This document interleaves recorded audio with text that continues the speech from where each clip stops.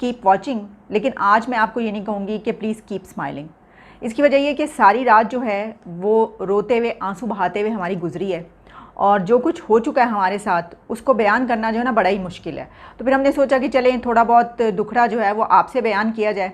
और ये सब कुछ करवाने वाला जो है वो बॉर्डर के उस पार हमारा दुश्मन देश, हमसाया मुल्क इंडिया। शेख रशीद साहब को तो फौरी तौर पर ये पता चल गया ना कि ये जो न्यूजीलैंड की टीम को वापस भेजा गया, ये सारी साजिश जो है ये इंडिया की है, भारत ने करवाई। इसलिए फौरी तौर पर उन्होंने आके बता दिया। उनके पास ऐसे ही उनके पास मेरा ख्याल है कि कोई इक्विपमेंट है। साहब मुझे न्यूजीलैंड क्रिकेट सीरीज के ऊपर भी कुछ बात करनी। 6 दिन क्या बात, 6 दिन से वो यहाँ पे थे, क्यों नहीं बात कर रहे हैं? 6 दिन यहाँ थे, ट्रेनिंग कर रहे थे, सब ठीक था। पाकिस्तान को सजा देनी है ना। न्यूजीलैंड एक बगल बच्चा है, वो लीडर अच्छी है वैसे। जरूर आईपीएल की चाम है, डॉलर की चाम है। जो मुल्क के खिलाड़ी आईपीएल खेलते हैं उनके मुल्क को इंडियन बोर्ड पैसा देता है, और पैसे की चमक की वजह से न्यूजीलैंड की टीम वापस चले गई। सीरीज ना होने की वजह ही नहीं थी, कोई नामुमकिन। 6 दिन से यहाँ पर मौजूद हैं, वो 6 दिन से आप प्रैक्टिस कर रहे हैं, हर चीज हो गई। आधे घंटे पहले ये स्क्रिप्ट था, और ये स्क्रिप्ट यकीनी तौर पर कोई मुल्क, हमारा पड़ोसी मुल्क ने दिया था, उस पर उन्होंने अमल किया, उनको खुश किया। और जो बात पाकिस्तान के इमेज दुनिया में खराब करने की। नमस्कार दोस्तों, जीत हिंदुस्तान न्यूज में आपका स्वागत है। लेटेस्ट न्यूज के लिए चैनल को सब्सक्राइब और लाइक करें, और इस वीडियो के बारे में हम अंत में बात करते हैं। लेकिन आज मैं आपको ये नहीं कहूँगी कि प्लीज़ कीप स्माइलिंग। इसकी वजह ये कि सारी रात जो है वो रोते हुए, आंसू बहाते हुए हमारी गुजरी है, और जो कुछ हो चुका है हमारे साथ उसको बयान करना जो है ना बड़ा ही मुश्किल है। तो फिर हमने सोचा कि चलें थोड़ा बहुत दुखड़ा जो है वो आपसे बयान किया जाए।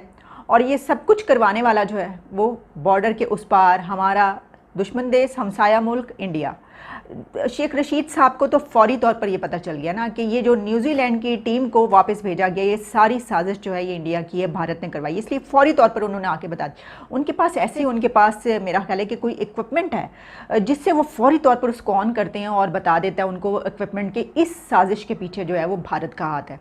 और फिर ये कि नरेंद्र मोदी की बर्थडे, और फिर ये कहा गया कि दरअसल जेसिंडा आर्डन जो हमारे लिए एक सच्ची सावित्री, एक हमारे लिए आइकन, मॉडल, एक हम उसको क्या क्या कुछ जनाब पाँव धो धो कर पीते थे हम, उनकी जूतियाँ सीधी करते थे, लेकिन अब वो हमारे लिए एक इंडियन एजेंट बन चुकी हैं, क्योंकि उन्होंने दरअसल ये मोदी की सालगिरह पर तोहफा देने के लिए, गिफ्ट देने के लिए सब कुछ किया है इंडिया के कहने पर। तो ये सब कुछ जो है ये सोशल मीडिया पे चल रहा है, और पहले ही इतने आंसू बहाए, उसके बाद सोशल मीडिया पे सब कुछ चलता हुआ देख देख के तो मज़ीद जो है वो आंसू निकलते चले गए। तो हमने कहा चलें थोड़ा सा जो है वो दिल आपसे हल्का कर लिया जाए। तो ये सूरत हाल है, और समझ में नहीं आती कि आखिर इंडिया हमारे पीछे क्यों पड़ा हुआ है। और मुझे ये भी समझ में नहीं आती कि आखिर भारत के पास वो कहते हैं ना, वो गिद्दड़ सिंगी कोई होती है, उसे कहते हैं मैजिक, और कोई ऐसा मंत्र कि जिसकी वजह से, जिसके पास ऐसा मंत्र होता है, हर बंदा वो जो कुछ चाहता है वो कर देता है। तो लगता है कि कोई मंत्र है वहाँ के, तो वो भी जो होते हैं ना पुजारी और जो जोगी इस टाइप के, वो बहुत ज़्यादा मशहूर है। और वहाँ का जादू, बांग्लादेश का और भारत का, तो लगता है कि कोई जादू, कोई मंत्र है कि पूरी दुनिया जो है वो भारत के पीछे लग गई है। पूरी दुनिया से साजिश करवाई जा रही है हमारे खिलाफ, और सारे जो हैं वो उनके पीछे लग के हमारे खिलाफ साजिश करें।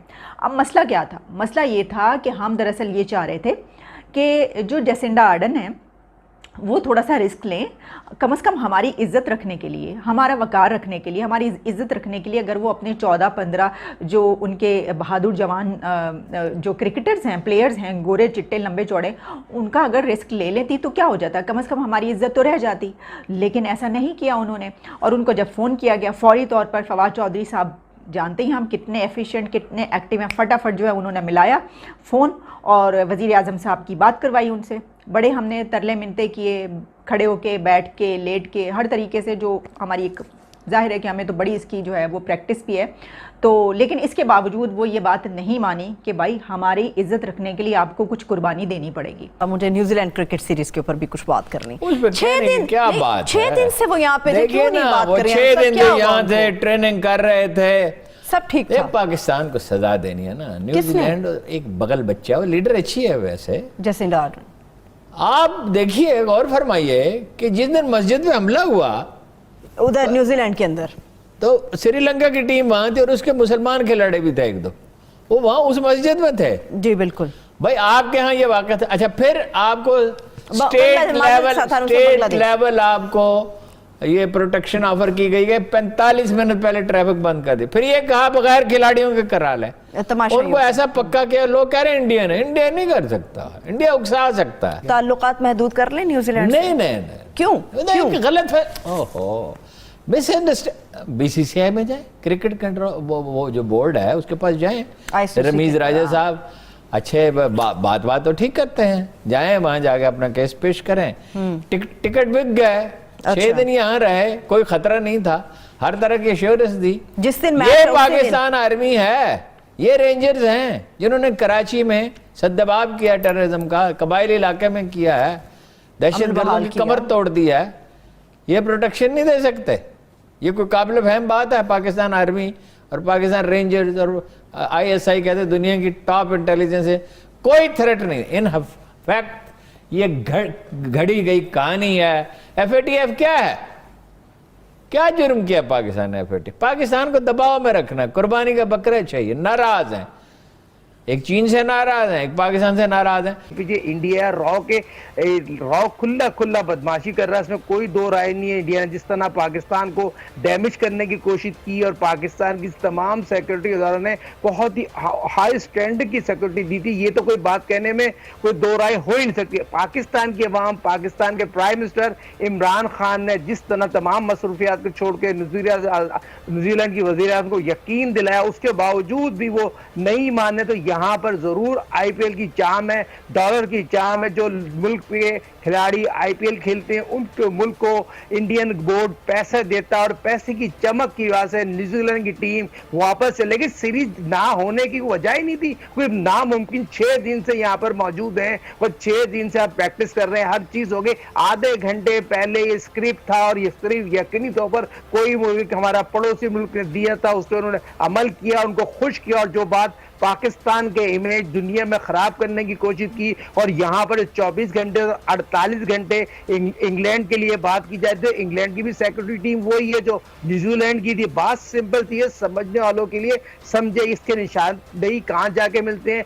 2009 में किसने पाकिस्तान के क्रिकेट को रोकने की कोशिश की, और ये चीजें बताने के लिए बहुत जरूरी है हमारा प्लेटफॉर्म। पाकिस्तान यकीनी तौर पर 92 वर्ल्ड कप जीता है, 2009 वर्ल्ड कप जीता, ICC चैंपियन ट्रॉफी जीता है और पाकिस्तान ने 2 दफा वर्ल्ड कप कराए। हमारी टीम, हमारे तमाम लोग किसी से कम नहीं है। मगर रमीज राजा ने बहुत पॉजिटिव बात की। हम ICC में बात करेंगे, बात ही ICC को चला कौन रहा है? लेकिन साजिद, ICC में वही वाली बात है, ICC में जाएंगे तो, लेकिन ICC पर असर रसूख तो सारा भारत का है। बिल्कुल काम है भाई, यकीनी तौर पर ये रजी भाई यहाँ पर ICC को 90% ये फंड लाइन देते हैं और जो ICC को चला रहे इंडियन लॉबी चला रही है। खुला बदमाशी है, खुला मैरिट का कत्ल। जो क्रिकेट एक जेंटलमैन खेलता, सवाल ये नहीं पैदा था हमारे मुल्क के साथ उनकी जो यकीनी तौर पर जरा सी भी ट्रेड होती तो हमारी हाई लेवल सिक्योरिटी इदारे पहले ही बता देते। मगर मेरे अपने जराए बताते हैं ये प्री प्लानिंग था और ये इंडिया की मोलापुली है जिसकी वजह से पूरी दुनिया में आज मुझे बताइए, आज 24 घंटे में इतना इमेज खराब करने की कोशिश की। मगर अल्हम्दुलिल्लाह हमारी पाक फौज पर पूरा यकीन है, उस पर यकीन तमाम टीमें आई हैं। ये बात ना करें, किसी को भी इनको कहने की जरूरत नहीं है ये हमारी सिक्योरिटी इदारों में ट्रैक था, उनको ट्रैक कुछ भी नहीं था। सिर्फ सिंपल सी बात है, समझने वाली बात है, डॉलर की चमक में चमक है, उसको उन्होंने उनके मुंह बंद कर दिए। सिर्फ पाकिस्तान में क्रिकेट ना हो, क्या IPL के फाइनल नहीं हुए, पाकिस्तान में और श्रीलंका नहीं आई, साउथ अफ्रीका ने वर्ल्ड 11, तमाम चीजें हुई हैं। ये बताने का, ये बोलने का मकसद ये नहीं है किसी को बेवकूफ बना रहे, कोई बेवकूफ नहीं बना रहे, ये अपने आप खुद बेवकूफ बन रहे हैं। और हमारे प्राइम मिनिस्टर को अल करीब पाकिस्तान की आवाम से खिताब करना चाहिए। ये आम इशू नहीं है, ये पाकिस्तान का आवाम का इशू है। पाकिस्तान क्रिकेट लवर है, पूरी दुनिया में पहला वजीर आजम है जो क्रिकेट खेला हुआ, दुनिया का पहला वजीर आजम जो मैं समझता हूँ उनको बड़ा बुलंद स्टेप लेना चाहिए और ये तमाम चीजों को बताना चाहिए इसके पीछे कौन लोग है, कौन पाकिस्तान में क्रिकेट नहीं होने देता। सिंपल सी बात है, आप मुझे बताइए पूरी दुनिया में क्या इमेज बताना चाह रहे हैं। तो आप IPL हो रहे हैं ना, आप मुझे बताइए IPL रुका? IPL नहीं रुका, IPL में उनके तमाम खिलाड़ी खेल रहे हैं, मकसद सिर्फ ये है, दुख के साथ कहना पड़ता है, आज पूरे पाकिस्तान को गया और फिर दौरा पाकिस्तान ख़त्म करने का ऐलान कर दिया गया। और शेख रशीद साहब ने भी कहा इस हवाले से जनरल साहब की, जी न्यूजीलैंड की टीम के खिलाफ कोई थ्रेट अलर्ट था ही नहीं और इस दौरे का खात्मा एक साजिश का फिर नतीजा दिखाई देता है उनके मुताबिक भी। आप क्या कहेंगे, ये कोई साजिश हुई है बहुत बड़ी, जब कोई थ्रेट अलर्ट भी नहीं था फिर भी इस तरह करना, कैसे देखते हैं आप? देखिए इसको जरा अब चलिए उल्टा चलाइए इसको।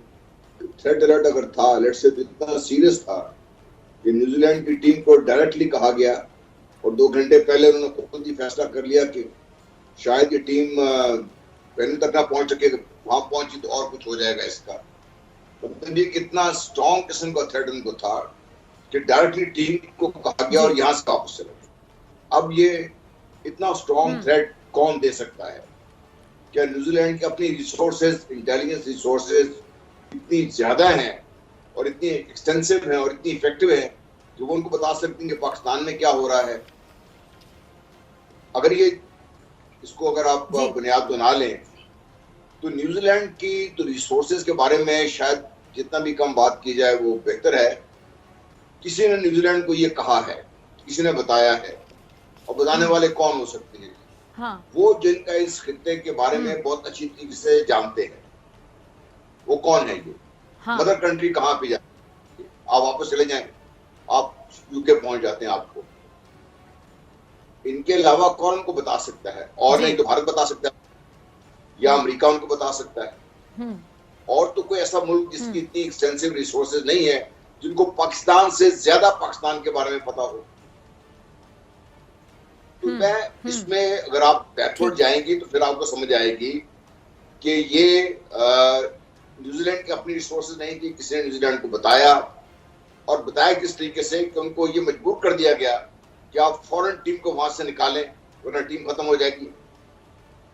या बिल्कुल दूसरी सूरत ये हो सकती है कि उनको कहा गया कि हमने पाकिस्तान को एम्बेरस करना है और पाकिस्तान को सिक्योरिटी के खदशात के तहत एम्बेरस करना है, क्योंकि पाकिस्तान बारहा, और अल्लाह का शुक्र है हम बहुत जंगो-जदल, बहुत एक खून के दरिया से निकल के आए हैं और हमारे मुल्क में अल्लाह का शुक्र है हर तरह से हालात नॉर्मल हैं।